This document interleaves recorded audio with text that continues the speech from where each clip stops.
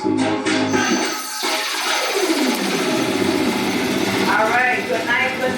night, everybody. Welcome to Sistas on the Go podcast. You already know we live each and every Tuesday night from 9 p.m. to 11 p.m. I am one of your hosts, my breed. We got Miss Murder Together in the building. We got DJ Proper English together, Tofu Crackers. You know what I'm saying? We got BOTC in the building too. We also got some special guests tonight, because this episode that we're doing is called Broken Silence. So I got some lovely ladies in the building tonight that do really well when it comes to poetry and a thing called spoken word. So make sure that you guys go ahead and get on. I'm gonna go ahead and get ready to bring our first guest up in a second so you guys can get to know her. Anything y'all want to add real quick? Say hello to the people there. Oh, make sure that you guys are following Sistas on the Go podcast as well on Facebook, on Instagram, Sistas on the Go 3. Also on YouTube, you can find us as well. And if you also want to be a guest on our show, make sure that you send us an email, sistasonthego3@gmail.com. We got an artist showcase that's coming up July 14th. So if we got any upcoming artists in the building that want to get your music heard, you might want to reach out to us for that one. So without further ado, let me go ahead and get ready to bring our first guest for the night. Alright, so we have Miss Redlotusthepoet again in the building. What's going on? Can you hear me? Can you hear me? Can we hear you good? Yeah. Alright, you can hear yourself good? Yeah, okay. I can hear. Alright. So I'm going to go ahead and get started by, just having you introduce yourself to the people and let everyone know where you are from. All right. Well, I go by Redlotusthepoet. I'm from Syracuse, New York. Been in Georgia for about 9 months now.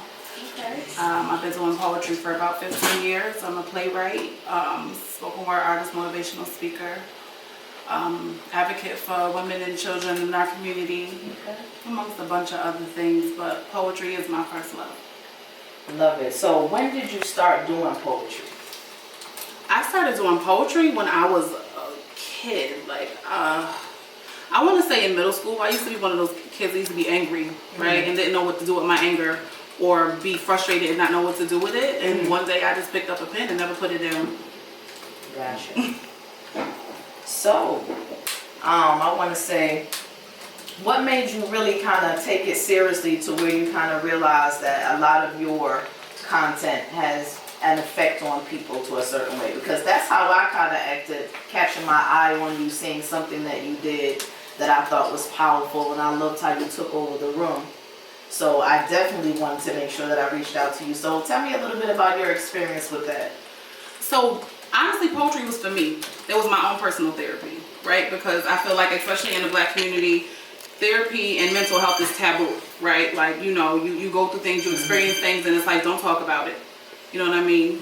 Don't say nothing. You'll be all right, or pray it away. Yeah? So I couldn't pray it away. That's not something, like, I feel like there's like mental health professionals and there's things like that you can utilize, but how can somebody teach me something that they weren't taught? Right. So writing was my therapy. So anything that I've ever written, I don't know how to write what I don't experience.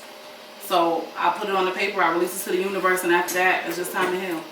Gotcha. So a lot of your content comes from experiences. Yeah. And that's the best kind of content, I would always say. In music, poetry, that's the best kind of content, real reality. Right. Experiences that you go through. So is there anything that anything of yourself that you've written that you would like to go ahead and share with us tonight? I can share anything.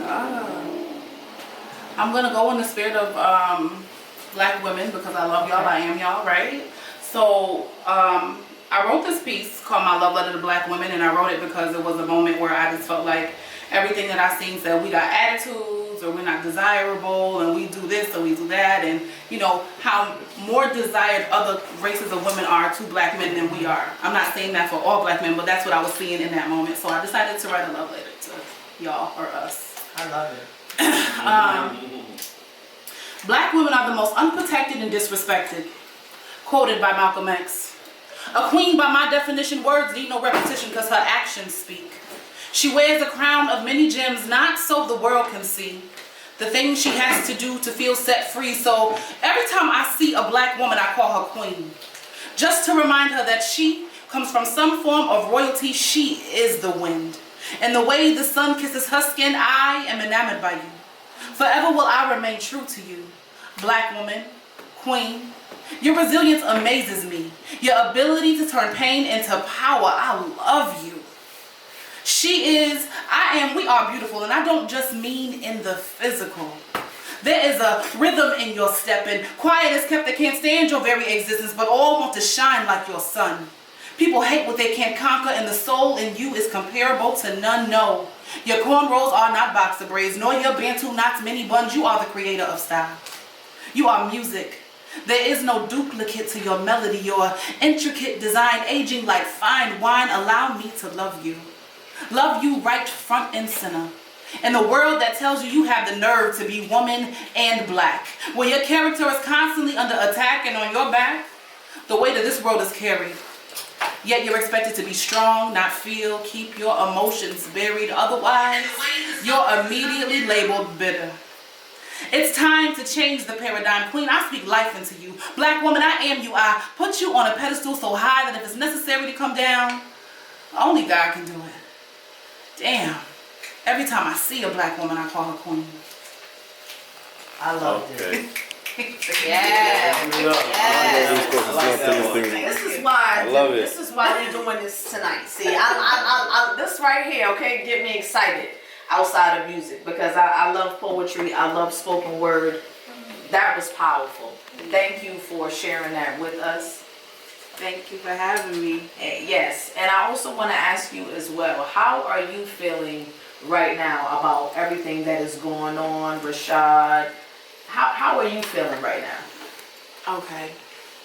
So, I haven't been asked that ever. Like, I haven't been asked that at all. So, I feel a lot of emotions, right? I feel angry. I feel sad. I feel pissed off. I want to fight. I want to cry. I want to be tired, but we don't have the space or the time to be tired.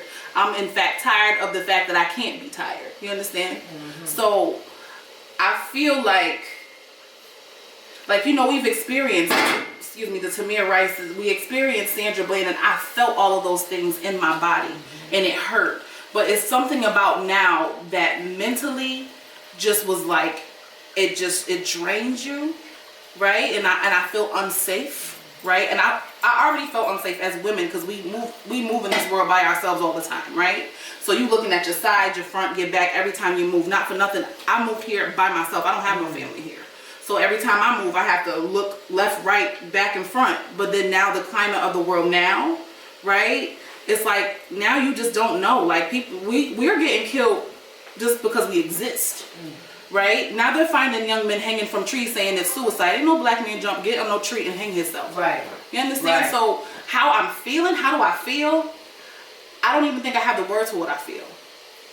I don't know what words, I don't know how to formulate a sentence or a word to express the anger, the hurt, and the rage that I feel. I can't lie about it. I'm angry, right? And sometimes you just you look at this world, and then like we're telling you, yo, we're dying, and they giving us what logos, right? They taking logos off of boxes, and they're writing BLM on the streets. But what the hell does that do for us? I agree. Nothing. So I guess if I had to use a word, I'm pissed off. I agree. I definitely agree. Find my page, which is Red Lotus the Poetess, and on Instagram it's just Red Lotus the Poet. It's written as if it's all one word, Red Lotus the Poet. All right. Well, I just want to thank you so much for coming today and being a guest on the show and sharing your energy with us. Thank you for having me. I appreciate being here. Yes, very, very powerful energy.